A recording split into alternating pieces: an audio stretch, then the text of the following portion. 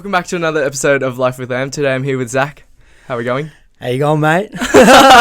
Good, man. It's fun. It's good to see you. Like, Yeah, you in too, the mate. flesh. Like after when was that? More than a run. Yeah, more than a run. So we met back in November, I think that was. Yeah.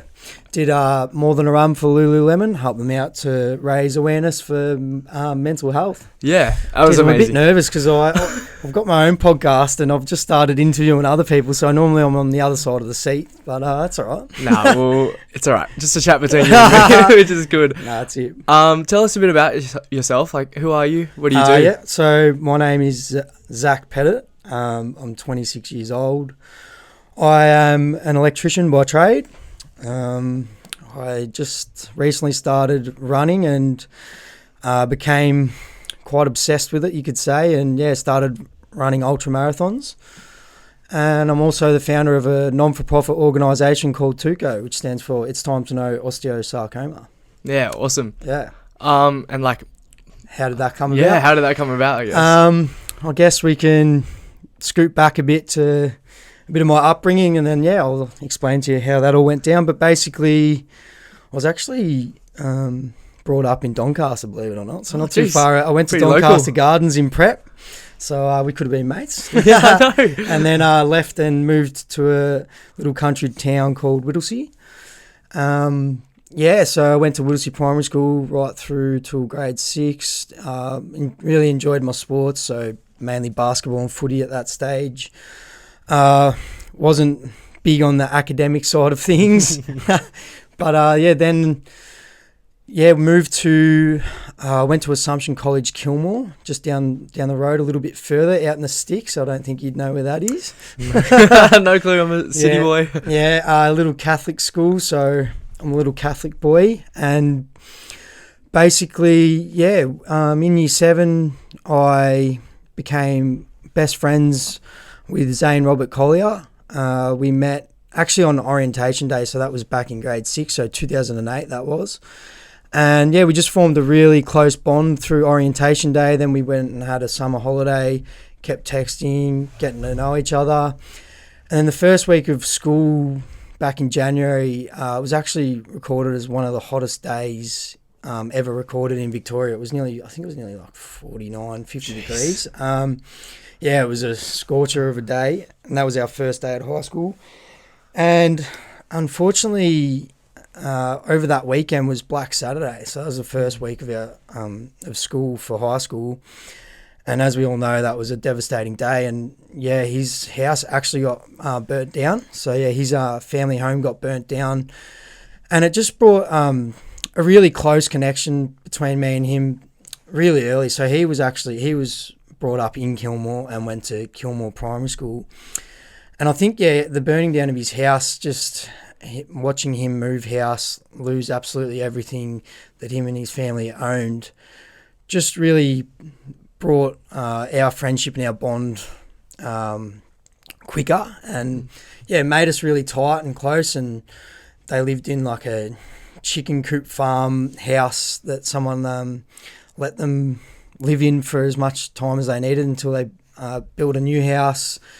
And just remember getting to know him, and either playing PlayStation, playing Call of Duty Zombies, or having a kick of the footy. So in year 7 we really got close because of football. I wasn't that good. He was an absolute gun. I remember our first ever day playing footy for Assumption in year 7. He was starting in the midfield, and I was on the bench just watching him. And I remember Mum fed us pizza for brekkie that day, and we had barely any sleep because back then you don't really sleep as a kid. You have the all-nighters, and he just went absolutely nuts. Like, I remember my jaw dropping watching him, and I was like, geez, is this my best mate? Like, what the hell?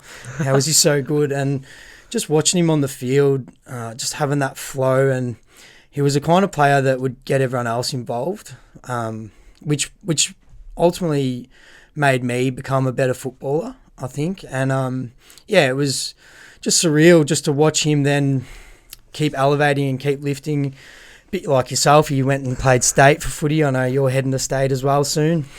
And he also played for Calder Cannons and Vic Country, and then it also uplifted myself and the way I played footy. And yeah, it was a beautiful bond. We both went for Collingwood Magpies, and yeah, I guess I really got to know him then. My parents also split up, so he was there for me at an early age, and yeah, went through some very hard hitting stuff in such a short period of time. Yeah, it sounds like pretty rough for like such a young age Yeah, as well.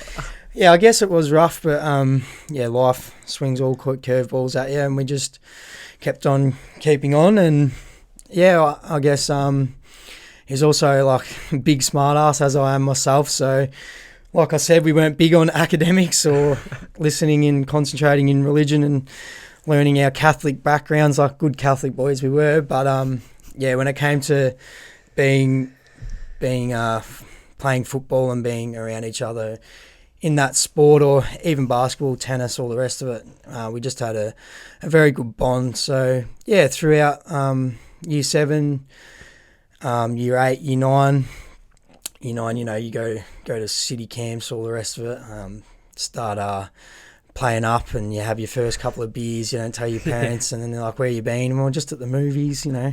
And then started getting arguments over who could have that girl, who could have this girl, and not exactly have, but try fight for them, but we both probably ended up losing in the end. And then fast track a few more years, we go into year 11, and he actually met a beautiful girl by the name Steph Gray, who ended up being his partner, and yeah, he won that battle. Nah, he was always going to win that battle, and yeah, it was an amazing experience being at Assumption College. It was very what should I say, like happy environment. You know, it was just a nice place to be around, and going into year 12 was quite hectic once again. Hitting year 12, you know, you're drinking more, you're having fun, you're hitting 18, you're getting your P plates, and I was actually a year older. I was a bit of a goose and got kept down in primary school, but that's all right. So I was fresh 19, had my licence, and Zane was born in March, and he born on 24th of March, and he 19th of March, and he not long after his 18th birthday party actually found out that he was diagnosed with osteosarcoma. Osteosarcoma is a bone cancer formerly found in your long bones. So your femur, his was found in his femur. So what happened was we were training for first football. So year 12 is it's like the highest level that your senior club at school. And he was vice captain, and he just wasn't able to participate in training. You know, he could feel a niggle, and he went down to Calder Cannons to just check out what was going on. And yeah, so they did an x-ray.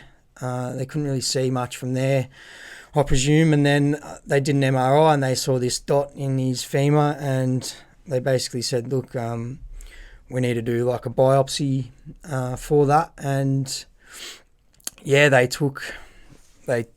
basically a big needle with like a scalp on it. Imagine the pain that you deal with that. Straight into his femur, and pulled something out, and he said it was the most painful thing he'd ever experienced at the time. And yeah, the result was, as I said, osteosarcoma, which is extremely rare form of bone cancer. It's mainly found in people from the age of, or adolescents, so anywhere from, you know, kids to, in particular, kids to 19 years of age. They're unsure as to why that is. It could be growth spurt related. And yeah, it was just a spanner in the works. We had a very tight bond, and no joke went aside. But when he told me he had cancer, I was like, oh shit, like this isn't a joke. Like this is very serious. And it was early stages of year 12. And as you know, like VCE, all the rest of it can be quite daunting, and, you know, very hard to like perceive how everything is going around us. So he actually instantly didn't drop out he just dropped back from school and only went a couple of days a week. And like, to look back at it now, as I said, I'm 26, so he was 18 at the time. And just to know how mentally strong and tough he was, sitting at home while we're all, you know, going to school and doing the rest of it, and he's waiting on results or to see what the next move was for him in his life is it's something I always think about, like just to be that mentally tough. He did show some form of emotions, but sometimes he held himself at a very high level when it came to dealing with the disease. And yeah, so basically the option was to remove his femur. So sorry about that. No, you're okay. I've got an alarm set for everything, but hopefully that's the last one. But I've got a Sorry, did you know like all this was going on when he was like out of school for a few days a week? No. So yes, I did. So basically, he told me that he was diagnosed, and then pretty much not long after the diagnosis, he was out of school a couple of days a week. So yeah, we did know that he was going through it, and we did know that he was getting treatment and seeing what was best for him through St. Vincent's Hospital and the Epworth and a few other hospitals as well. And yeah, so yeah, he had the option was obviously chemotherapy, which is brutal on the body. And for a bloke that was so fit and so healthy, and you know, like yourself, going to the gym, training a couple of nights a week, eating well, all the rest of it, and then have this just come about. As I said, just threw a massive spanner in the works and was really hard to understand. The route was to get treatment through chemotherapy, and that's what they did. And during that year, all of us boys decided to shave our heads that were in the first 18 football team. So we did that, and yeah, it was a very special moment, very empowering moment for himself, I'm sure. And it was a very tight bond through that club that team that we had at the school for those reasons. And yeah, so he then underwent treatment to remove his femur. So what they were going to do is they removed his femur, so removed it from the knee to your hip, the whole thing, and replaced it with titanium rod. So that was going to be the replacement of his femur. And I think, you know, you go through high school kind of thinking you're somewhat Superman. I guess. Invincible. Yeah, hey? yeah, especially when it comes to P plates, driving. You know, your immune system should be pretty good unless you've been kissing a lot of girls and get glandular fever through all those parties. But nonetheless, yeah, he had that femur removed, and obviously I was there a lot for him and being there, and just once again to see his leg blown up and the scar from his knee to his hip was just quite a, I don't even know the words to use. It's almost unthinkable. Hey? Yeah, it's something you can't really put into words. You think like why him, or why cancer in the first place? Like and what questions sort of came into your head, and what were your thoughts? If you don't mind me asking. Yeah, no, that's fine. I think I just thought that he was a very tough-minded young bloke that was going to get through anything, whatever was in his way, and that's exactly what he did. Mentally and physically, whatever came his way, he fought it with everything that he had. So, yeah, just on osteosarcoma, basically why it's so rare is because it metastasizes. So metastasizes means spreads from bone to your vital organs, so your liver, your lungs, your brain, whatever, and then they're unsure as to how that is as well. So so he had that removed.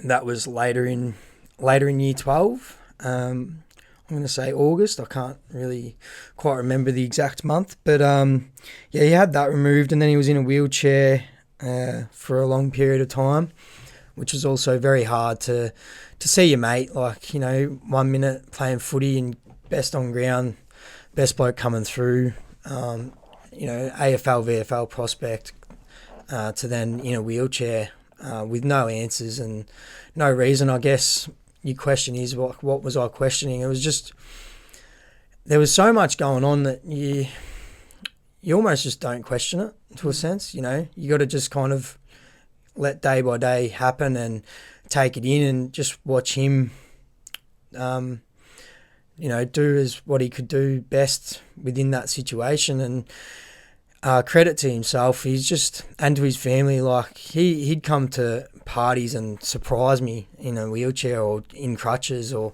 surprise everyone, and just have a really solid mentality and have a laugh and just be himself. And that's all he really wanted from anyone, is just be yourself. So yeah, to say what I was thinking, I guess that was probably my first bout of anxiety. So that's probably one thing where I didn't really understand what I was exactly thinking or how I was to go about it. But I was just hoping for the best for him and always being there to support him. And yeah, so he had his femur removed, and then we came towards graduation, which is the back end of the year when you're obviously doing all your VCE exams and all the rest of it. And he was then told that, unfortunately, that it had spread to his lungs.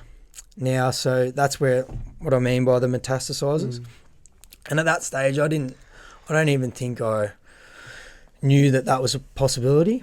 It wasn't something that we were playing Dr. Google with. It was just be there for him and do whatever he needed, or just be a mate, really. So when that happened, at that age, I don't think I really could understand how do I explain it? Just how serious the matter was once it does something like that.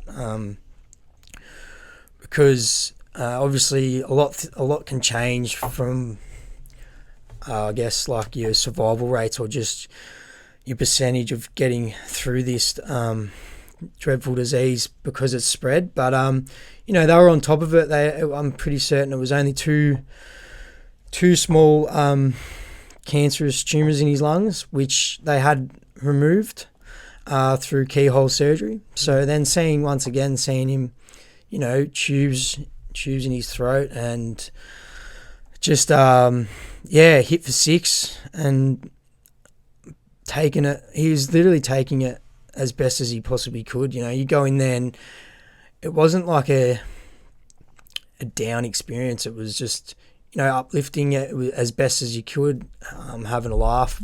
But this is the experience that I had with him, because I was his best mate. So whenever I came in, I just knew to be his mate, have a laugh and all the rest of it.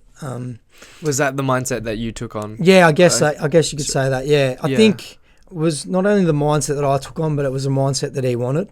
Yeah. And so it just worked. So it was just, how I approached it and how I went about it. Like, I can imagine how difficult that would have felt. Like, I think, it was extremely difficult. I remember, I can't remember what it's called in year 12 when you do VCE, but you ask for like an exemption or something like that. Yeah. I remember going and seeing a doctor in regards to anxiety and just thinking, like, what am I even going through? Why do I even need this? Like, I didn't think I needed it. But looking back now, I see that the reasons for that were necessary, and there was a lot to take in personally, but all in all, wasn't much compared to what my best friend was dealing with on the other hand. So yeah, for sure. I guess like there's that taboo, especially when did you graduate? Like, I graduated in 2014. Yeah, so I can imagine the like taboo and stigma surrounding like mental health and anxiety. There wouldn't be much attention towards it. I guess you could say that for sure. I think growing up through high school, it was definitely coming through with dealing with anxiety and depression, definitely. But one thing is dealing with it. The other thing is even knowing that you have it, I guess. So that was just something for me personally. I just didn't really put into terms what it was or how I was going to deal with it. But yeah, Zane, so leading through graduation, Zane then had that operation and was on the mend and was doing really well. And the following year, earlier in the year, my brother had his deb. My brother's a couple of years couple younger than myself, and we went to that and had an amazing time. Actually, I just want to back that a bit, sorry. Yeah, of course. We actually had Assumption made the grand final in 2014, and we managed to actually win the flag that year. So it was a really special moment for us to, win the flag and win it for Zane. Yeah, sure. It was just an incredible moment to do that for himself. And then we scooted down to Adelaide to play Adelaide for the following match the week after. We got spanked, but I was lucky enough to be by his side and bill it with him. So it was an amazing experience to be there for him, and as well as just enjoy life. We kind of forgot the whole cancer thing. He was doing well and just enjoyed being in another state and having a laugh and all the rest of it. So that was an incredible moment going through year 12 at that stage of school. And then graduating with him, we sat in the on the same table and had a really good night. I was extremely drunk, but that's all right. And then I just remember one thing in particular on graduation was having to wheel him to the toilet to take some sort of medication, and just watching him have to do that, and just once again just contemplating like what was even going on was or just trying to work out like what was happening. It was eye-opening, but at the same time, you're naive almost to the whole situation. It's an experience that I'd never personally experienced with someone that close to me. Nonetheless, he made every experience with him through that the exact same as what it would have been in year 9. It was just being mates. So we graduated, and then the next year I started just labouring for work, and he was recovering and on the mend, and throughout that year it was just a bit of a battle. Chemotherapy, I think, again, and obviously removing. I'm not too sure. He may have had 1 or 2 surgeries just on his lungs, just to get rid of as many tumours as he could. And so I think in May or June 2015, he went to an appointment, which was not long after my brother's deb, and that deb was probably one of the most incredible nights of my life, because he just said, "Hey, Zachy, we're getting absolutely blind tonight." And I had footy the next day, and he goes, "I don't care about your footy, just get drunk with me." And I did that.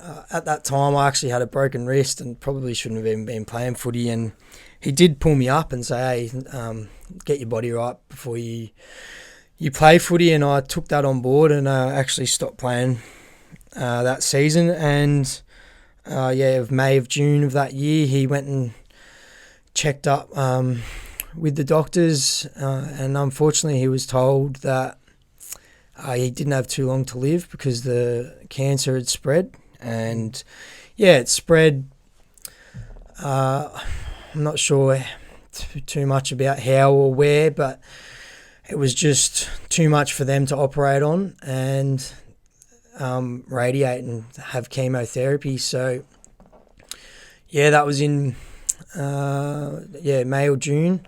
I can't remember the exact date, unfortunately, but on August the 24th, 2015, he passed away from OsteoSarcoma. And it was just like leading up to that 3 months of trying to come to terms with my mate passing. Like, even before he did, was full on for obviously everyone around him and his family and friends and himself included. But once again, like, credit to himself at such a young age with such a strong mentality.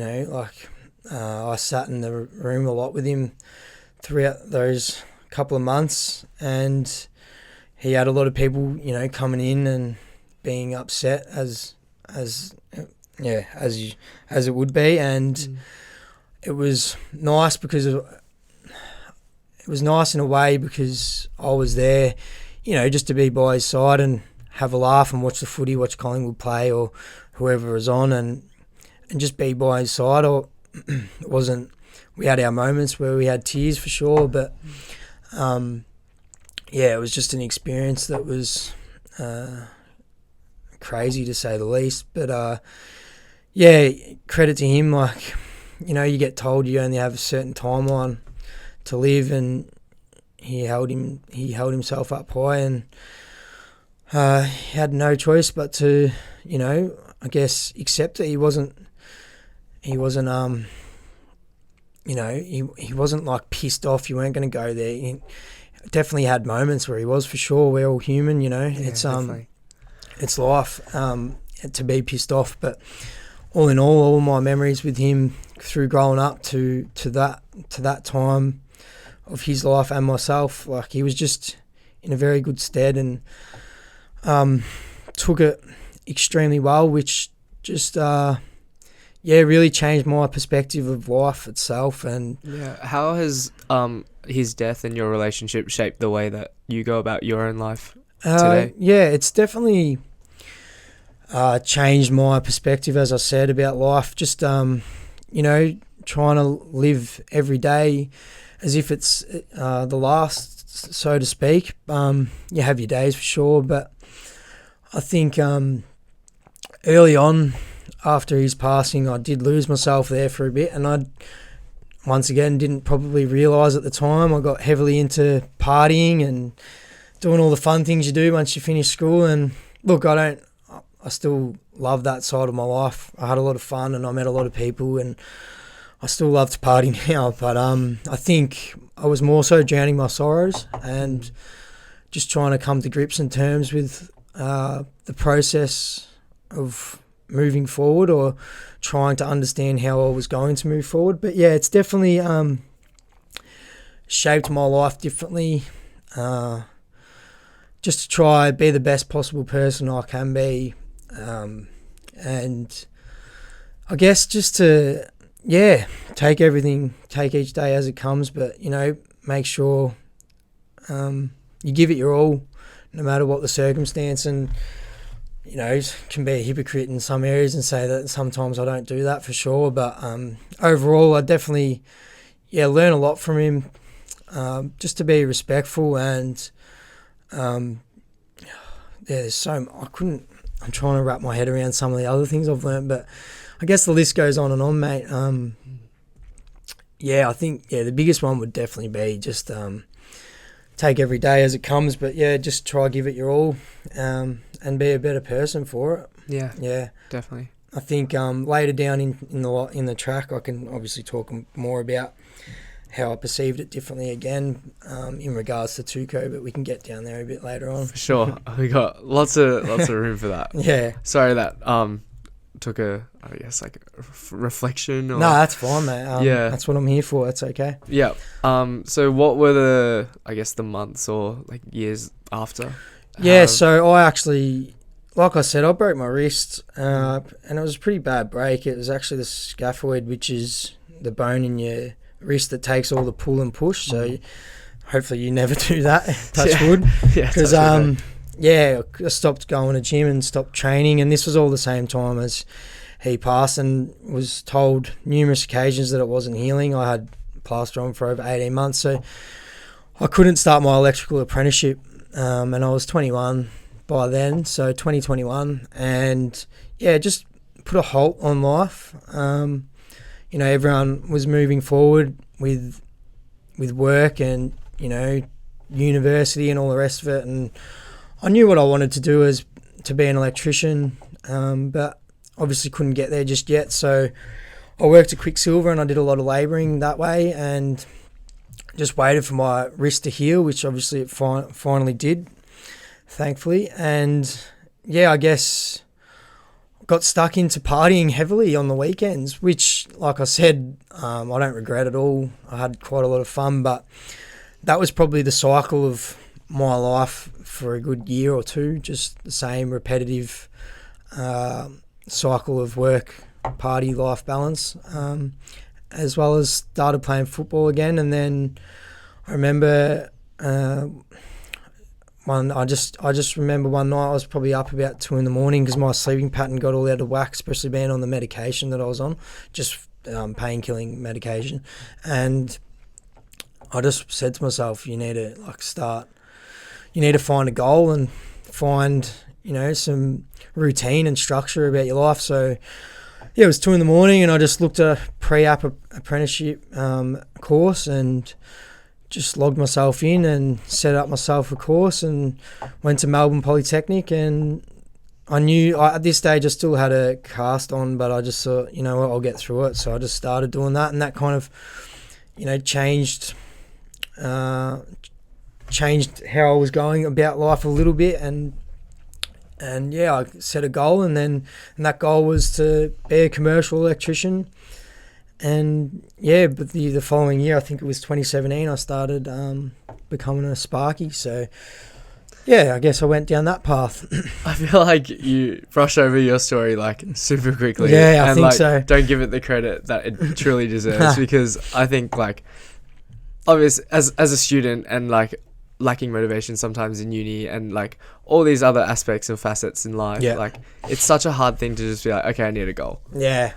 I think what sort of what sort of inspired you like at 2 a.m. in the morning to come to that decision? Yeah, I think when you're sitting at home a lot and you have, like I said, no routine or structure and no goals panned out. Like I did know I wanted to be an electrician, but I was kind of obviously holding it off. And I just woke up and thought, you know what, you got to get some sort of structure in. And it was just a goal that I wanted. Zane also started his electrical apprenticeship at school, so that was another thing we had in common. And I just thought, you know what, I'm going to go for it and give it my all. And I did, I guess. Yeah. So I just put myself into school and went back to school 5 days a week for a couple of months until I was fit and healthy enough to start that electrical apprenticeship, and worked a little bit in domestic, which is houses, for people that are listening that don't know, and then commercials, more bigger buildings with a bit of extra money on. So I jumped ship and went to commercial. Yeah, awesome. I guess in honor of Zane, you've started this amazing non-for-profit called Tuco. Let's get into it. It's spelled T2KO. Yep. Let's do a dive into the organization and like what it means to you and I guess the broader community. Yeah, so as I said, it stands for It's Time to Know OsteoSarcoma, and it's not even a year. It's not even a year old yet, so that's really pretty cool. Yeah, that's amazing. Yeah. Thank you. Yeah, so I think in 2020, just the start of COVID. Actually, I was just hitting my 4th year into my apprenticeship, and COVID hit and took us all by surprise, as I'm sure you know. And I had some time off, work cut short, got put on JobKeeper, and I actually needed another operation and I had a slap tear in my shoulder, and it was actually formed from having that plaster on for so long. So I decided that I was going to get the operation while I had a lot of downtime, and at that time, I think it was June, they opened surgeries back up. So I booked in my surgery, and I also broke me and my partner at the time, split up. So moving back home with Dad, there was a lot going on, and had the operation, and I knew when I came out of it, I was just going to try be the best that I possibly could, because when you have an operation or you got that downtime where you can't do anything, as I'm sure a lot of people felt during COVID itself, just by sitting at home, you lose routine, you lose structure and all the rest of it, and it gets quite hard. I like red wine, so I got stuck on drinking red wine during lockdown, as many people did, and I just said to myself, you know what, Zach, as soon as your shoulder's right to heal, how about you do a fundraiser in Zane's legacy? So I'd previously, the year before, had run 35 kilometres for Beyond Blue for mental health, and kind of fell in love with the longer distance running, and basically decided that I was going to do a series of marathons in memory of Zane and to raise funds for OsteoSarcoma. So basically I found ASNZS, which is sarcoma researchers that obviously help with research for sarcoma, and one of them was OsteoSarcoma. So yeah, I teamed up with them and started. I'd actually just during lockdown, just before that, had done one marathon, so I kind of knew what I was in for. But through the month of May last year, I set out to achieve one marathon of 3 ultra marathons across 4 weeks, which I thought at the time was possibly something I bit off more than I could chew. But mate, that is an awesome a feat. That's crazy. Yeah, and the prep for that was I learned a lot for the prep for that in terms of long distance running and sports science and understanding my body, as well as what I needed to take and when, and recovery is in particular the main thing. So I did a lot of Epsom bath and bath salts, hot saunas followed by a cold shower, and then repetitive, so to get the blood flow through that. A lot of myo and osteotherapy, and a lot of stretching and rolling out, all the rest of it. Even a bit of grounding. I'm not too sure if you know what grounding is, but it's I basically went for a run and then you just instantly take your shoes and socks off and you just walk on the ground for 15 minutes to half an hour. What it's meant to do is, obviously, we're all built up of electrons as well as earth. It's meant to, ground you and have electrons flow through you, and you notice a lot of your inflammation builds up, and then as you're walking, you can kind of feel that release. It's quite amazing, yeah. I'm quite a spiritual person too, so there is a lot of factual evidence in regards to that. So it's something I highly recommend everyone looks into. But yeah, I did a lot of that as well, and it was about a 2 to 3 month build up of training before the run. So there was a lot of time where I was working and then go for those longer runs. In particular, a Sunday would probably consist more of a 21 to 30 kilometre run, depending on the run, and then 2 10-kilometre runs. And then I'd obviously get into my recovery, even do a little bit of Pilates. And so May the 2nd was my first marathon. I ran it with my housemate Sean Salmon, who was also the co-director of Tuco, and another friend of mine, Matt Dornoff, and we ran from South Morang to Brighton, I'm pretty certain. Yeah, so, and this was all, we were actually out of lockdown at this time, thankfully, and yeah, so I did that run, and in the meantime, like you said, Tuco had just slightly formed by then, so I knew I had a goal of creating a something, if you will. I didn't know if it was going to be a non-for-profit but I knew it was going to be in legacy of Zane. And yeah, so Heather is my housemate Sean's girlfriend, who is a graphic designer and heavily involved in Tuco, pretty much the backbone of Tuco. And she set up an Instagram page for Tuco, and we got quite a few followers.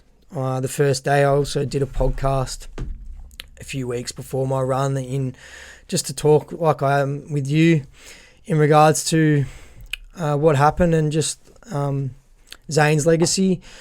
And yeah, we did that, and then we hit the first marathon, like I said, South Morang to Brighton, and yeah, it was an incredible day. Had a decent turnout, and yeah, it was very uplifting to have so many people support, whether they could make it or couldn't. It didn't really matter, because I knew a lot of people were there in spirit. So yeah, that was May the 1st, 2nd, and then yeah, followed it up by another run, which was 48 kilometres, which is anything over 42 kilometres is classified as an ultra marathon.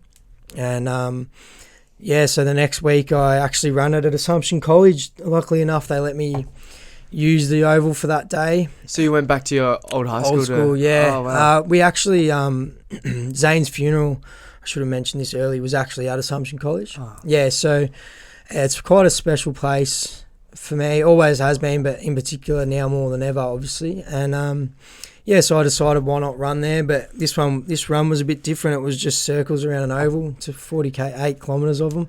How many laps is that? No, everyone asks. I didn't want to know. I don't. I never look at my watch when it comes to kilometres. Oh, really? Yeah, okay. I just look at the pace and heart rate, and that's it. Okay. I don't like to know until I'm at the finish line. Yeah, fair enough. Sorry, just to backtrack. Like, That's fine. What exactly got you into running? Yeah, it's a good question. I think looking at it now, it was probably more mental health without even realising. After those runs, I did realise a lot of people compete at that level, and they do have mental health issues. You kind of, for me personally, I just kind of feel extremely switched on. I don't have any other thought process coming through, or whatever the thought process is, I'm hound into that, and I just feel very in the zone and very confident about who I am when it comes to running. And I kind of just became obsessed with the distance and just seeing if my body could handle it and my mental capacity could handle it. Obviously dealing with a lactic acid threshold, so your lactic acid builds up and it pretty much hits you anywhere in that 30 kilometre zone. Can be less, can be more, depending on how fit you are and your body composition and all the rest of it. So once I had done that for the first time and felt my legs turn into tree trunks, I realised that maybe I could run further, and I kind of had that mindset of refusing to give up, which Zane spoke a lot about. And just like I said, it was very empowering for me. And over the journey, I've actually helped a lot of people reach goals that they thought they couldn't achieve. I did it today with two beautiful girls, Izzy and Steph. Steph was Zane's partner, and they ran 15 kilometres today. And just, I guess, running with people and seeing them achieve their goals is pretty incredible. And I don't think I really noticed that I was doing that and helping people in that manner. So I guess that was another big thing for me when it came to running, just helping others hit their potential and hit their goals. And instead of saying, I can't do it, they say, I can do it, and they're quite surprised themselves. So yeah, awesome. And I guess it goes towards the whole message behind Tuco and exactly right, what mate. it stands for. Marathon 3, the Great Ocean Road Run Fest, which is actually coming up in 2 weeks. And you running that one? I am, but not the same distance. But because this one was a 60k. Yeah, that's correct. I've done my research. It was a 60 kilometre, and probably the one I was most frightened about, to be honest, only because I'd only ran in the 40 kilometre zone previous to that. But it's something about those kind of runs and those days where everyone comes together and the vibes are up, and there's a lot of people there. And that was my first official run, like a marathon, where you sign up and you go and attend. The other ones were I was just running with a couple of mates. So it was a special day. And I ran 60 kilometres, which was very hilly. I had about a kilometre of elevation all up. So thinking about that now, 1 kilometre up is quite a lot. But that is so I ran 8 in the morning, started that day, and I had a few little niggles and little issues, like my plantar fascia was playing up a little bit, which is, for those that don't know, it's on the bottom of your foot. A few niggles through the hips and the quads. But I just said, look, if I can get through this, I'm going to come home a different person. I can probably get through anything. I think more when I say get through anything in regards to fitness, but also think getting through that mindset, like when you're running, to best explain a marathon to people when it comes to the mental side of things, it's pretty much a wave of your life just compacted, a wave of emotions compacted into one run. So a wave of emotions through your life compacted into your run. So 1 minute you'll be feeling like you're on top of the world, you're in that flow state or that zone state, which is, an incredible feeling. It's probably one of the best highs you can ever have naturally, I think, in life. And 5 minutes later, your body might give way, and you're telling yourself, oh no, just give up. Just this next kilometre, just pull the pin and give up. And a few minutes will go by, and you might end up having a chat to someone, and just you'll forget you're even running. And then a few minutes might go by, and you're in the zone again, listening to a rap song or just talking to yourself, whatever it may be, thinking about what's ahead or thinking about what you're going to have to eat or drink after the race. And I think that's one aspect of those longer distance running where you do jam all your different emotions and the anxieties and the happiness and the overwhelming exuberating feeling that it gives you when you run. It made me become quite obsessed with it. So that 60 kilometre I felt really good. I really did. Talk us through the day. Like, how did it pan out? So I started at 8 a.m.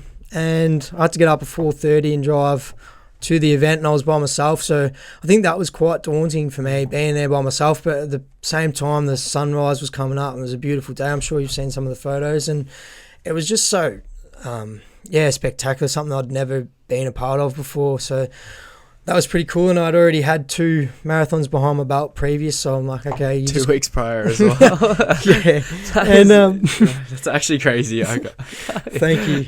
And so I just kicked it off and, did my stretching and all the rest of it, and made sure I had a lot of sodium salt tablets for cramping.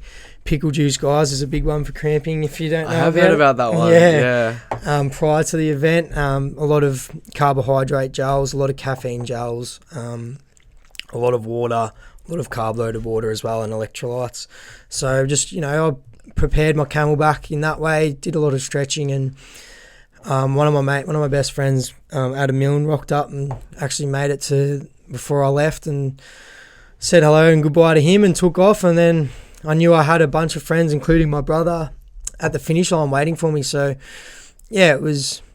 I guess I got a lot out of it in terms of mental strength. I remember probably 15, 20 Ks in, feeling really, really good. And they block off the road, obviously, and a lot of people live on that road, and all the locals come out and, cheer you on. And I remember a kid just being on the sidelines and knuckles and people as they ran past, and I remember giving him a knuckles, and as soon as I gave him a knuckles, it was almost as if his energy went up through my arm and through my spine, and it just that feeling, I'll never forget it. It was just incredible. It was like a shooting override of sensory just going through my body, and I just said, you know what, this is what I'm meant to do.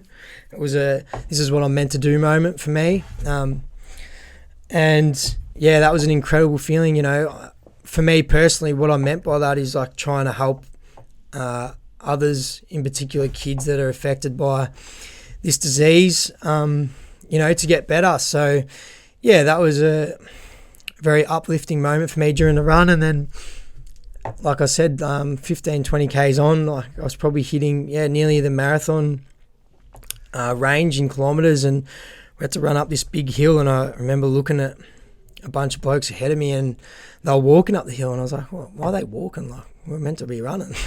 Like that was my instant thought process, and I hadn't stopped running at that stage, and I kid you not, I started running, and I thought, you know what, I'll just get past them. So I ran a bit harder, and one hammy just went and basically felt like the string was about to pull off my hamstring and off the bone, and that was my first like proper cramp. And then once that one went, my left one went, so then I was like, oh, that's why they're walking. So no, cramps are deadly. They're not good, are they? They're not good. Didn't have enough pickle juice on me apparently, but how do you pack a that's all right. That's how do you pack a marathon bag? Okay, so I just got a camelback from Runner's Warehouse, and basically you should have, I guess, I have probably about 3 litres of water on me. So that's like an extra 3 kilos already. It's a lot. It is a lot of weight, and it does put a lot of pressure and strain on my back, and that's probably like my weakest part about me personally is my back. So that's where I get most of my issues. Is there a story Sorry, No, I that's know all right. jumping. Just back pain through. Yeah, it's just family orientated bad backs. And pretty much, I just filled my two front bottles with water, and then the back ones got my carbohydrates and kind of take intervals through them. You should, if you're going to take a carb loaded drink, you should probably eat carbs with it and then just stick to the water. With the water, I might have some now. So carbs like your Gatorades, your Powerades. Yeah, you can get this Tailwind powder. It's just Tailwind is the brand, and you put a few scoops of that in with water, mix it up, and it's got all the nutrients and things necessary that you need for that. And then I just load up on gels, but I learnt through the earlier runs that it's better to have more than less. Because once you run out for good, and we did run out the first run, and it gets quite hard because once your muscles are working that hard, you really do feel that gel process through your body and let your muscles rejuvenate and get the blood flow through them. So I guess I learnt a lot through those runs, and then that run I made sure I took excessive amounts. So it's just, carb, like I said, carb gels, salt tablets, even beta alanine. So beta alanine is like, you take pre-workout? Yeah, I do. Yeah, beta alanine. The tingle, right? Yeah, it's just the stuff that makes you tingle, which is, oh man, I'm about to burp after that water.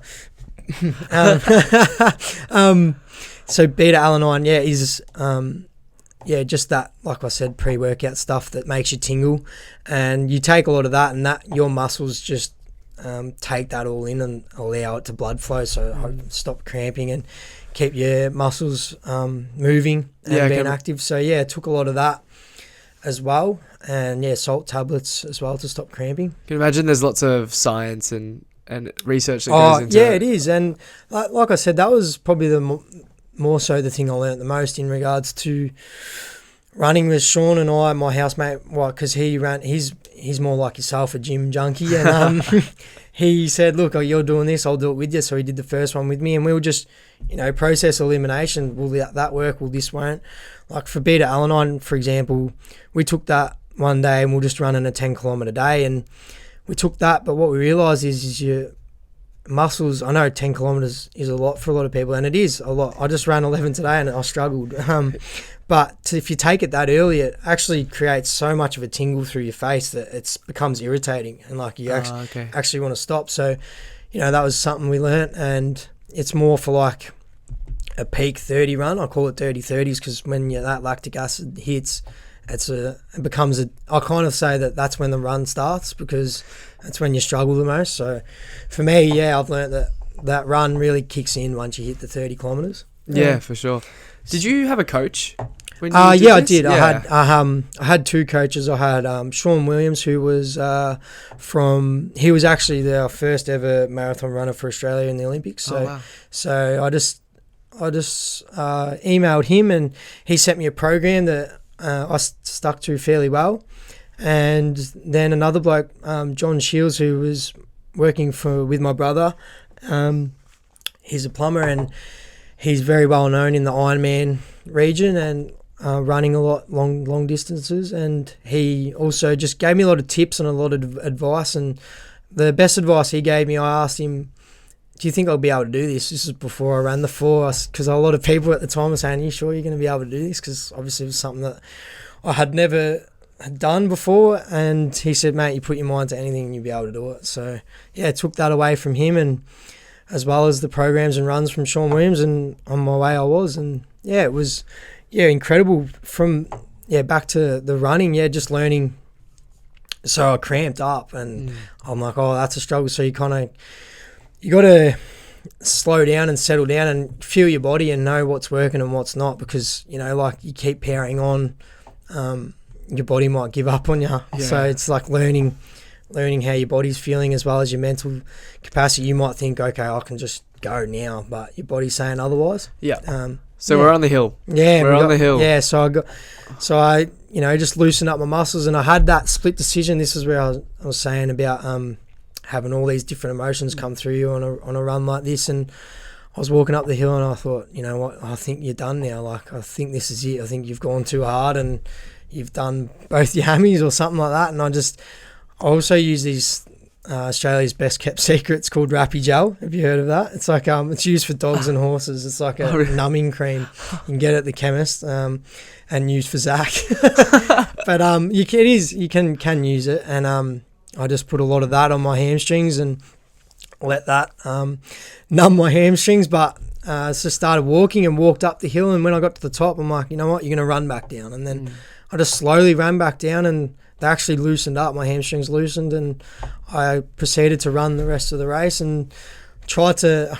There was this lady, she was quite a fair bit older than myself, running the ultra, and I'm like, I'm quite competitive, if you don't know. And I said, she's not beating me, and she was beating me, and she just kept at a steady pace, whereas I was catching up to her, and I was like, okay, once you get to her, you're just gonna go, and I shot off.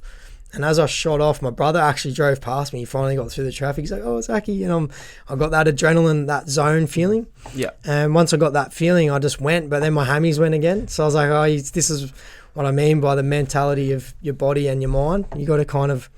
like make sure that they're in sync. Yeah, in sync a lot of the time. How far into this run are you? I'm probably 50 Ks in. You're 50, okay. Yeah, so I'm fair way in now. And... yeah, I think like learning all that in the process, you kind of just when it's marathon running and ultra marathon running, you don't sprint because it's a fucking marathon. So yeah, I learnt that the hard way, as everyone does, I'm sure. And I think that last 10 kilometers for me was, unmarked territory. I'd never been in that area of kilometers before in that region, and it is brutal. I can't explain to you how much the difference is between a marathon and an ultra marathon. Is every kilometre really does count, and it is extremely hard. But I encourage everyone to do it. And yeah, I guess that last 10, I just had to dig deep, and I guess that's where Zane and Tuco comes into mind. Yeah, are they the thoughts that are running through your your definitely. What I learnt through these races prior and just training is, if I think about that too heavily, I go into that zone state, and that zone state is the state of flow. But when you're in the state of flow, you use too much adrenaline up. And when you use too much adrenaline up, it usually is followed by whether it be lactic acid or just your body's trying to recover because you've obviously ran harder and your heart rate's lower, or should be lower. If you get in that state of flow, you don't have to run and work too hard because you're just in such a good mental space and your breathing's working well. So what I realised is if I concentrated heavily on thinking of Zane or Tuco or what I was trying to achieve, that state of flow would come on. So I'd try not to think about it as much, or just let it pass through my mind and let it go back out. But that back end of the run was heavily concentrated on those things and achieving the goal. And yeah, it was an extremely big struggle, but like you said, our motto at Tuco is refuse to give up. Zane had that tattooed on his neck not too long before his passing. So yeah, it's a really big statement for us at Tuco. So I had that in my mind and knew that I was going to get to the end, and finally saw Apollo Bay towards the back end of that run, and knew that my friends were there waiting for me. And it's funny, it's like at that point in time, you're just like, oh, I could just give up. And it just keeps coming back into your head. Doesn't matter how loud your music is. Doesn't matter how much you think about this what you're trying to achieve and their goals, but it does. And as soon as I got closer and you could hear the crowd and you could hear the locals talking, it was almost like you think, like I'm talking about a state of flow, but it's beyond that then. Once you go that, like people clapping and all the rest of it, I'm sure you've probably felt similar when you're lifting heavy weights and you get an applause and all the rest of it. It's an incredible feeling, and something that I'd never felt. That finish line was just seeing so many people there cheering you on, and knowing that you helped raise some money towards that town and all the rest of it. Like, that's what the day is all about at Lawn to Apollo Bay, and just seeing all the atmosphere is just incredible. It's overwhelming, and something that I'll never forget. And I'm excited to say that there's going to be quite a few people running with me this year. So so that was that was the third run. Yeah, no, that's it's just the third run as well. No, not just, but that's like would have been so exciting, and like, I guess the finish line, Yeah. made it a lot easier to cross over and everything, I guess. Yeah, 100%, mate. It was the finish line and the crowd there was definitely helped, push those last few kilometres and get to the end. Yeah. And having like some of my closest mates there by my side it was an incredible feeling. And we had just released our first stock of Tuco merch, so a lot of people were wearing the merch that day. So yeah, it was an amazing experience that I'm definitely never going to forget. Yeah, definitely. What was that night like? The night was interesting, to say the least. I was working for a different company at the time. I was still in commercial, and they were extremely helpful and, backed me. So they let me have a few days off to recover. And so I got to stay up there that night. It was on a Sunday, and we had a few beers. I hadn't drank in 3 months, but I said, I think I deserve a beer. So I had one and knocked me for 6. I was pretty sure I was blind off one beer. I hadn't been like that since I was 16. So I swear to God, I was blind off one beer.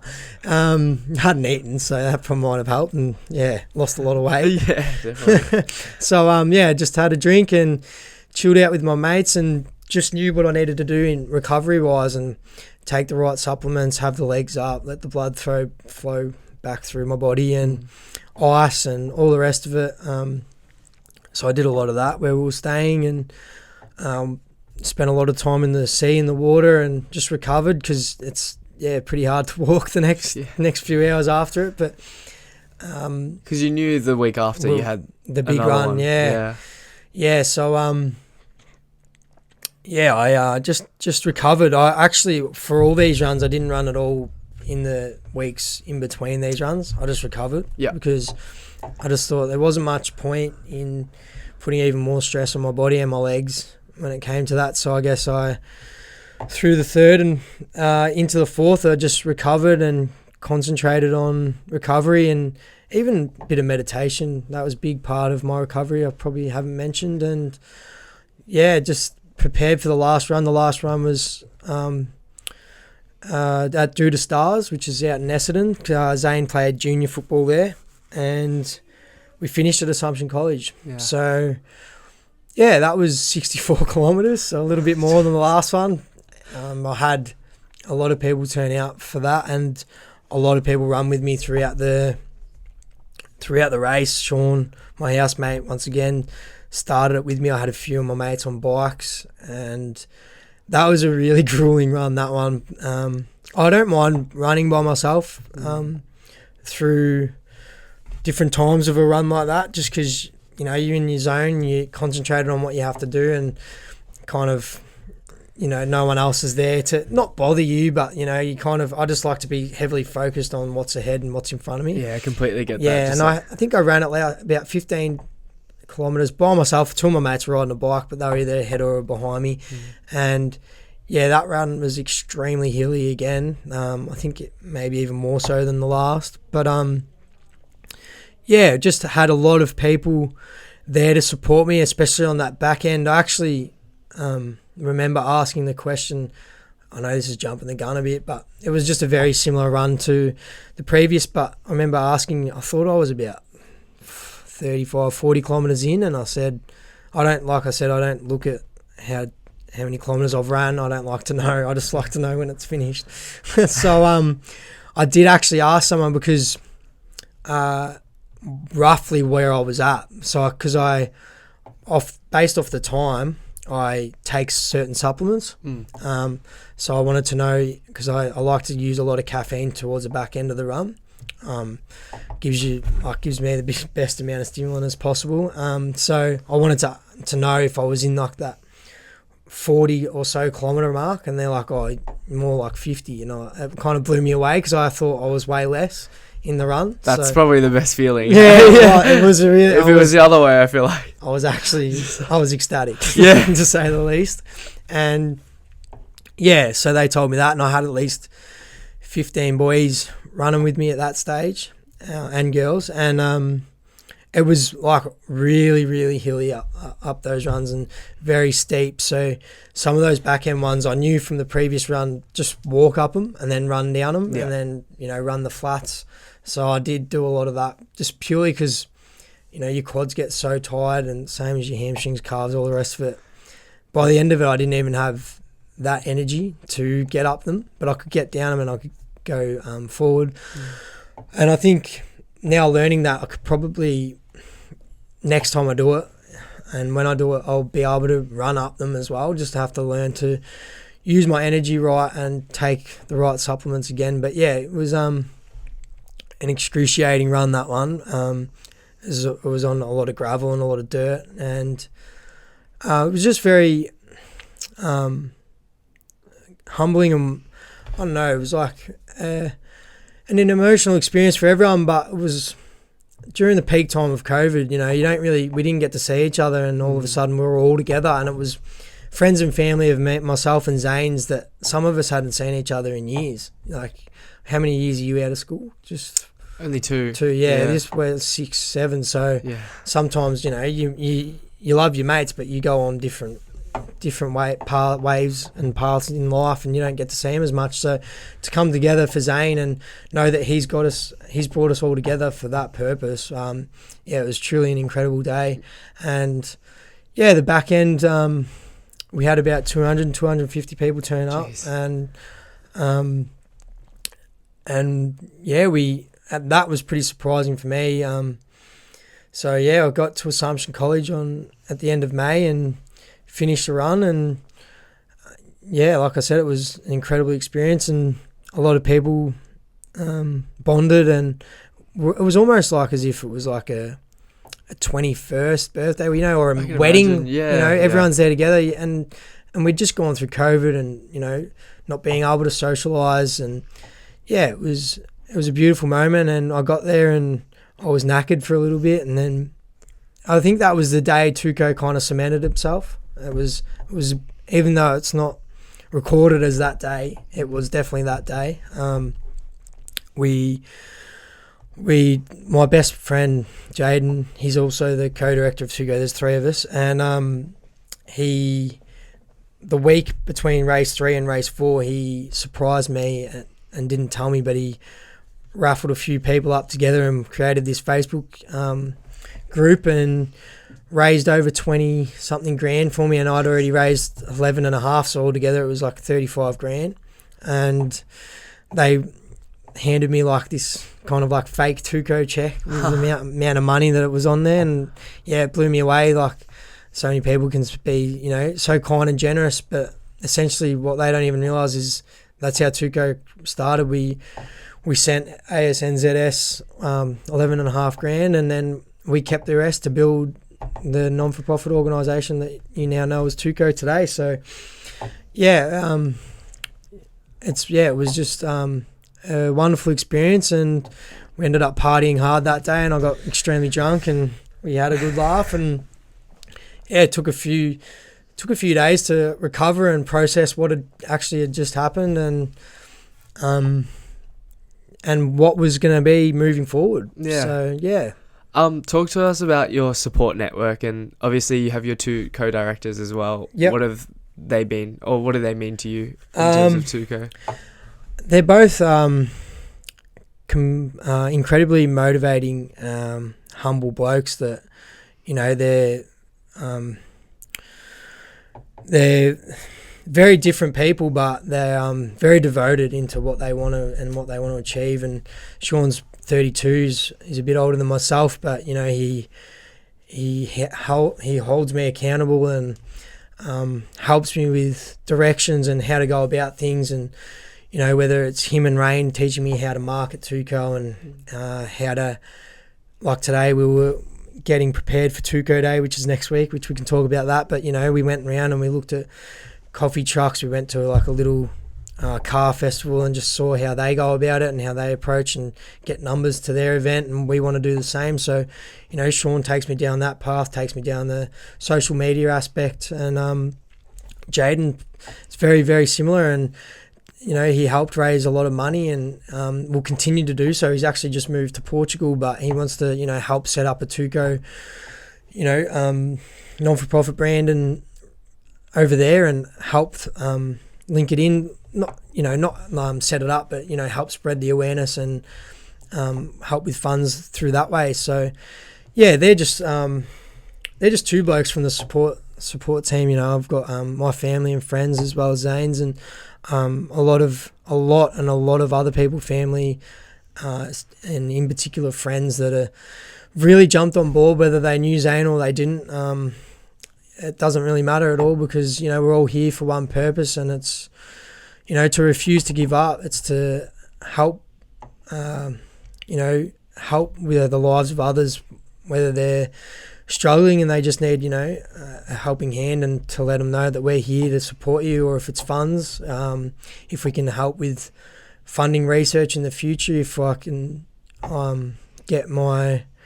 start talking to doctors and surgeons and research into that area. Like, as I have my own podcast that's just started up, and that's going to be heavily driven and motivated by Tuco as well. Yeah. So I guess that's the direction Tuco's headed in. And yeah. I guess chat to us about future plans and of course Tuco Day that's coming up. Yeah, a lot of plans. A lot of networking. A lot of networking. I guess that's why me and you are here today. A good friend of mine, Alana Davey. I know her through her brother Kylan, and she got me to get to know you guys down at Lululemon. By no means am I paid or partnership or any of the rest of it. I'm not an ambassador or anything like that. But when those runs are on board, Lululemon Doncaster come down and said, "Hey, we'll help you out with your merch and all the rest of it," and just be huge supporters. And then through that, I saw More Than a Run, and Alana approached me and said, "Hey, do you want to chip in for More Than a Run?" And I was one of 120 run leaders throughout Australia and New Zealand. So just networking in with other people has been a big thing for me since those runs, and it's got to help me meet people like Ollie and Kat down at Greensboro Tri Club, who have just recently made me do my first ever triathlon, and as well as Nadia and Paul down at Pilates Republic, who I'm sure you may have known, and being able to see those guys in their field of work and expertise has definitely made me feel I'm in the right place. From meeting these people, they having lunch or having a coffee with them and just having a laugh, seeing them that aspect of their life, and then watching them flick a switch and try to get the best out of people and in their training, whether it be Kat in her triathlon training or Nadia in her Pilates training. And it's only a 45-minute, half hour, an hour session, and just to see them flick that switch and be so dedicated into getting the best result and passion out of someone else in that short space of time has been truly incredible and motivating for myself, because I know Tuco aims to do a lot like that. So yeah, I know I'm in the right group of people in the right areas, so I've been incredibly lucky in that sense, and we've networked in with them, and I've done my bit, and I'm sure they'll help out whenever they feel like it or they want to. Tuco Day is coming up, and I've been seeing all of those guys a little bit throughout the year, and Paul and Nadia are going to help with merch and wear the merch on the day at their Pilates Republic venues, as well as I'm sure a lot of people. So basically, for those listening, Tuco Day will be next Saturday. Saturday the 7th of May. Yeah, so they'll be listening to this Wednesday. Oh, yeah. And it'll be beautiful. So come down. Timing. It's going to be down at Bundoora Park. It's 10 till 2 o'clock. Obviously, like I've been saying, it's the day is about refusing to give up. We want to refuse to give up to helping other people fight this disease. We also are going to just have, a lot of little pamphlets and whatnot, just to try explain in more detail what osteosarcoma is and give you a better understanding with some facts and evidence. And because it's just such a disease that not a lot of people really understand or even know of. I never heard of it before, prior to Zane having it, and I know a lot of people have learnt through Tuco what it is and what it means. I can definitely vouch for that. Like I had no clue what OsteoSarcoma was, and then Alana reached out, and thankfully we've like met, and now I know a little bit more about it, and we'll continue to support you throughout your journey. Thank you, mate. And like I said, like all in networking, that's why I'm here. Other than I just like you and want to have a chat. Thanks. I just no, my pleasure, mate. Thank you for having me.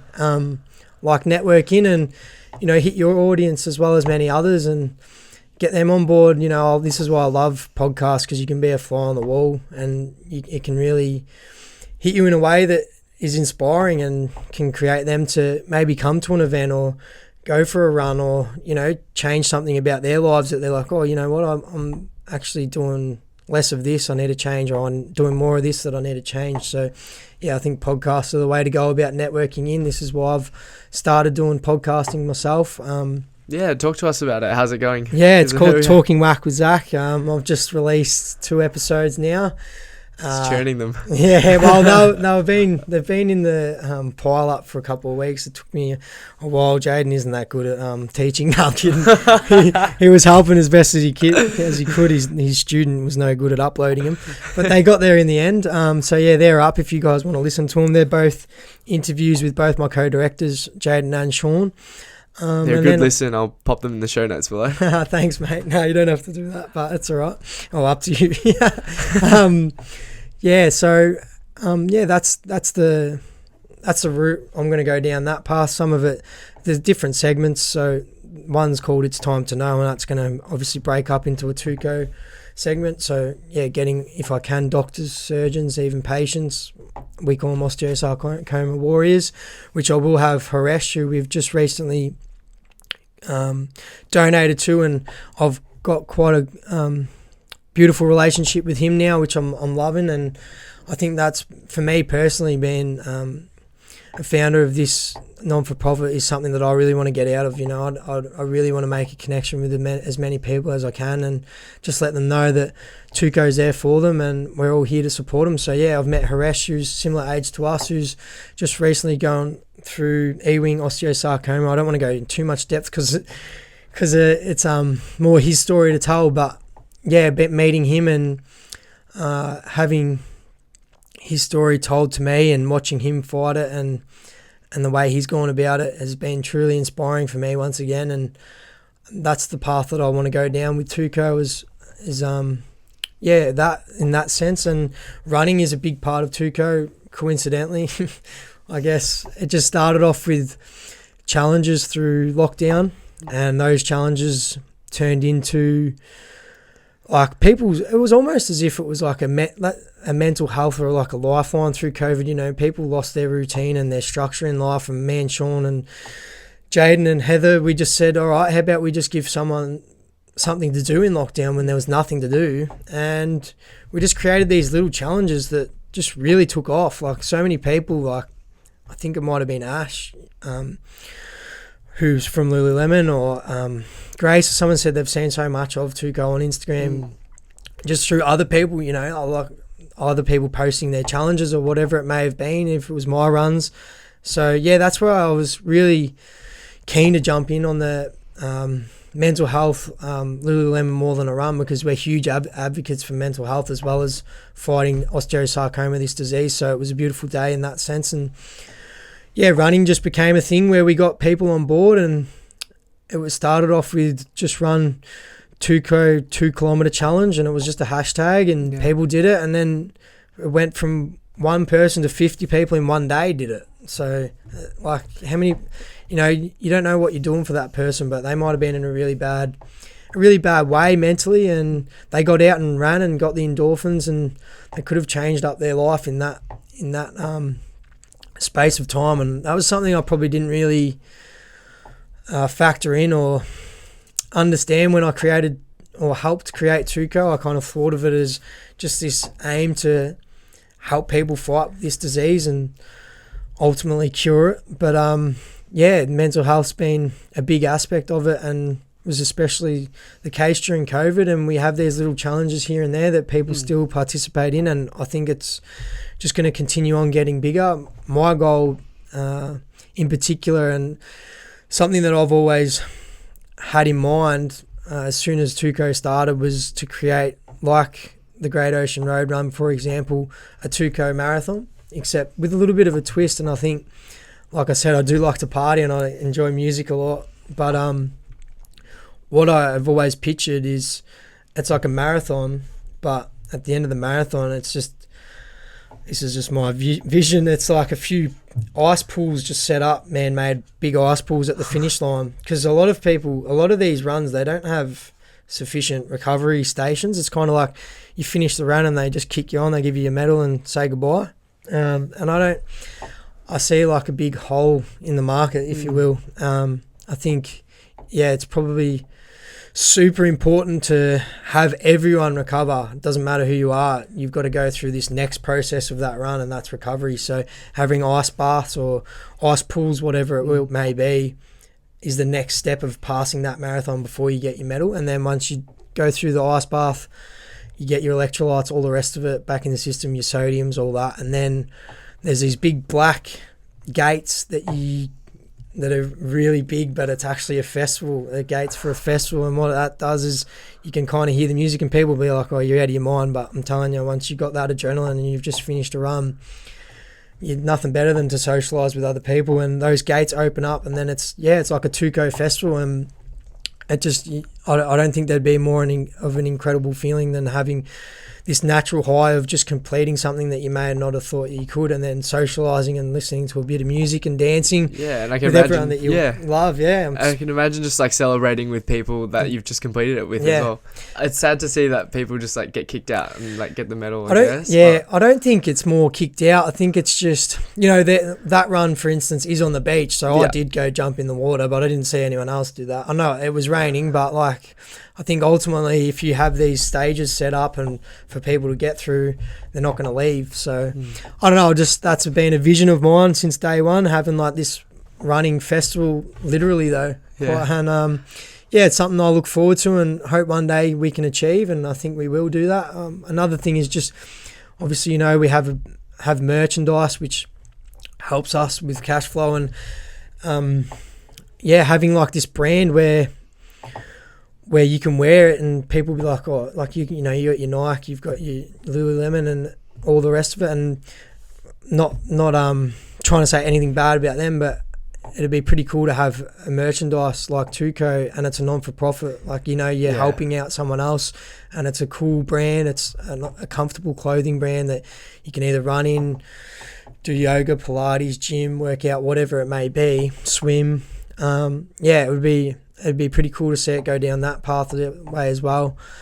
Which your merch is pretty good. Thank you. And pretty good, it is really good. And actually, just to top that off, if you guys want some merch, we are selling that at Tuco Day, which is in Bundoora Park, 10 a.m. till 2 p.m. on Saturday, the 7th of May. That was the day Zane was diagnosed with OsteoSarcoma, so that's why also that run is on that day.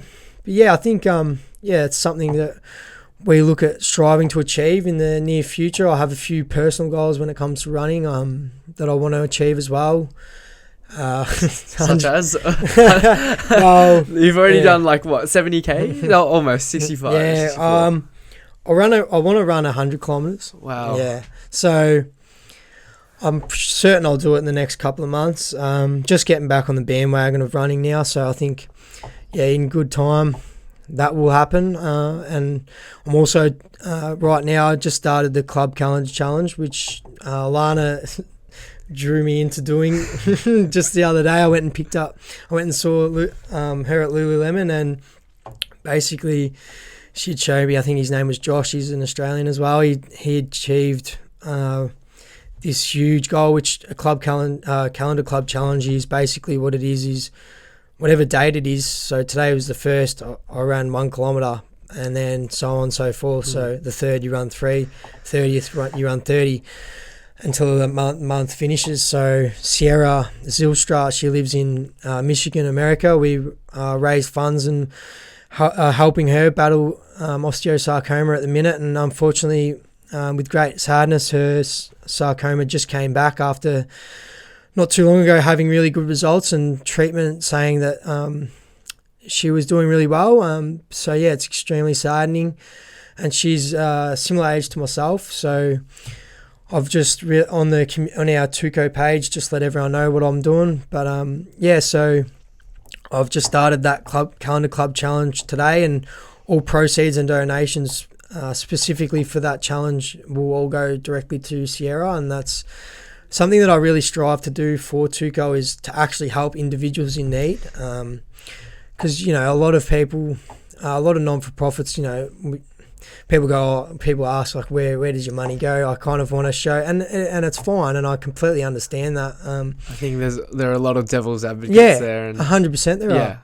And look, I'm very new to all this game, and only want the best for these people that are dealing with osteosarcoma and their families and all the rest of it. So not only do I obviously want to talk to people that are researching into it and help them with giving them funds to continue on researching and seeing what the issue is and how to go about it. But the other factor is I want to help people like Sierra directly in need and Haresh. And like speaking to these people, it'd be extremely difficult, and something that I've only just recently learnt, but osteosarcoma, the treatment for it hasn't changed in 40 years. So it's something that would definitely affect your mental health. I think if you're going into it to deal with something so bad as osteosarcoma and knowing that nothing's changed in 40 years, well, where does that put you and your mental health and your mental state? So I think giving people that are actually dealing with it funds and just a helping hand, and letting them know that our community is behind you no matter the situation, is truly uplifting, and something that I think Tuco brings, and why Tuco has become what it is in such a short period of time. I can imagine the hope that it does give to these individuals that are unfortunately going through osteosarcoma. 100%.